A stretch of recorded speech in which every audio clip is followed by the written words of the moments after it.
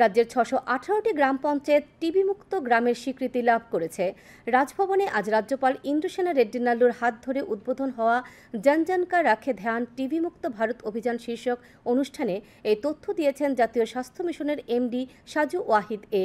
রাজ্যপাল বলেছেন, উত্তর পূর্বাঞ্চলের মধ্যে খুব দ্রুত ত্রিপুরা প্রথম টিবি মুক্ত রাজ্য হিসেবে ঘোষিত হবে।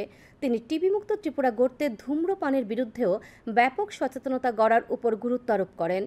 টিবি রোগ নির্ণয়ে রাজ্যের হাসপাতালগুলিতে এখন আধুনিক মেশিন রয়েছে বলে জানান জাতীয় স্বাস্থ্য মিশনের সদস্য সচিব ডাক্তার নুপুর দেববর্মা। রাজ্যপাল রাজভবনের একটি পোর্টাল এবং ই বুকেরও উদ্বোধন করেন। এছাড়া অনুষ্ঠানে আমন্ত্রিত বিভিন্ন স্তরের জনপ্রতিনিধিদের সাথেও মত বিনিময় করেন তিনি। কয়েকজন টিবি আক্রান্ত পরিবারের সদস্যদের হাতে খাবারের প্যাকেটও তুলে দেন রাজ্যপাল। If someone you know has been coughing for more than 2 weeks, please get tested immediately. All treatments is completely free. Support TB patient in the community with nutrition and encouragement, not stigma. Remember, a healthy Tripura is a prosperous Tripura.